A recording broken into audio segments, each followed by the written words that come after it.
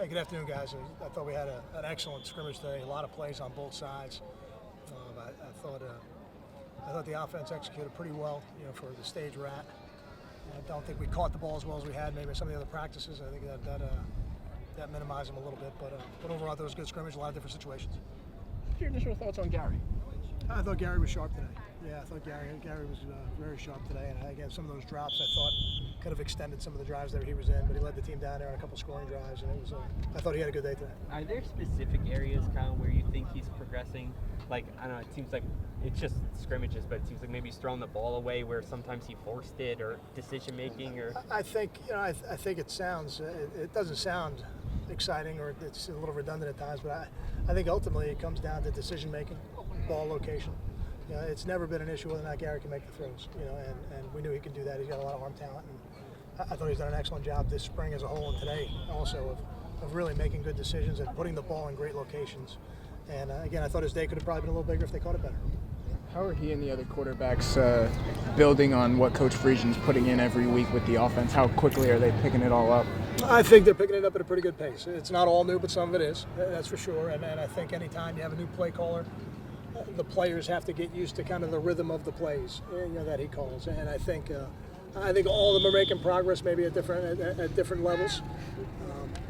But I do think we're much further along now than we were at the beginning of spring, which we should be. But I think we're probably a little further along than I thought we'd be too, which is good. Is the dynamic between the quarterbacks any different, Kyle, when they're competing? So, like, if Gary was the entrenched starter, in my head, maybe he'd be more helpful to some of the younger guys, whereas if he looked at them as a threat to his job security, how does that play out? I don't think it's any different here. I think if you got the right people, then they love the competition. They're confident in their own abilities. I think Gary's a confident guy, and I hear him out there all the time talking to Chris Laviano and trying to help him do what he's doing. And I hear Mike and Gary have a lot of conversations out there on the field about what's going on, what they're seeing. So I think if you got confident players and they're the right people, I don't think that becomes an issue in that room. And I think we got a good room there. Do you feel like you'd be close to naming a starter by the end of spring, or we'll go on past that? I don't know. I don't know that. I don't feel that way right now. I feel good about how we're moving towards training camp, but I don't think. If you asked me today, I'd say no. I wasn't here last scrimmage, but I think I read that you weren't happy with the kicking game. Were you more pleased with Federico today? It seemed like he had a good day. Well, I wasn't pleased with the first one, but I was pleased with how he rebounded and they kicked that game winner. I think it was a 41-yarder if I have it right on my sheet here. But I thought he really had a good comeback. That first kick that got blocked was very low. I didn't think the operation was good enough, but it was nice to see him rebound from that and have a pretty good day. So I was certainly more pleased than the first day. He finished the season well. He had a good pinstripe bowl.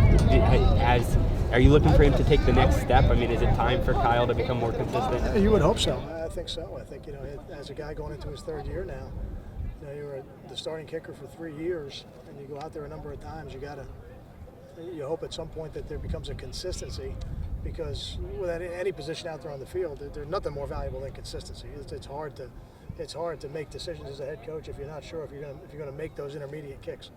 I know it's the nature of the position, but just how different is the value of quarterbacks? Because obviously, even in the scrimmage, they're not getting what a real game would be like. It's there's nobody more important on the team than the quarterback, and there's no decision you make as a head coach that's more important than the person you hand the ball to as the starting quarterback. They've got the ball in their hands every play. They're not only in charge of making the throws, but they're in charge of setting the protections. They're in charge of really the morale of the huddle, the standards and the expectations of your offense. Certainly all those things filter down through your coaching staff, but they only work properly when you have players that demand them. And I think if you look at all the great teams in the NFL, they have quarterbacks who demand a very high level of execution. And I think our quarterbacks are getting to the point where they're starting to do that. That's one of the more exciting things about spring.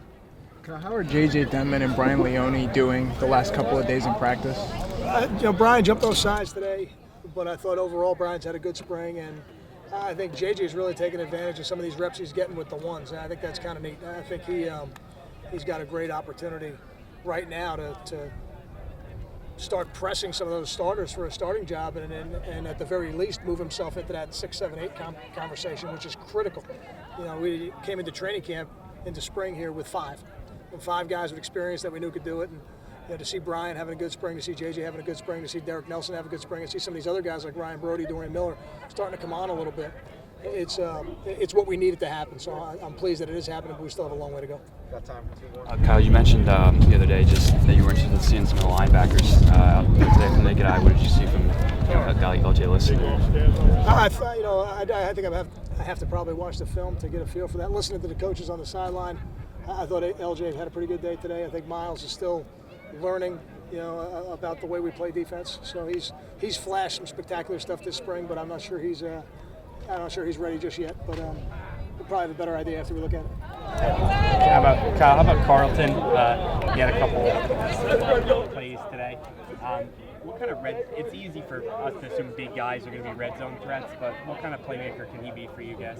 Oh, I think he could be a really good playmaker for us because he's a strong body. He's not just a tall guy. Some of those taller guys can be frail at times. That's not him. He's really built his body up, and I think he's a powerful athlete now. Somebody's going to help us on special teams. Certainly, when you get in the red zone, you talk about backline throws, things like that. Those big bodies can be an advantage. That's for sure. But we're hoping he can be a weapon everywhere on the field. Thanks, guys.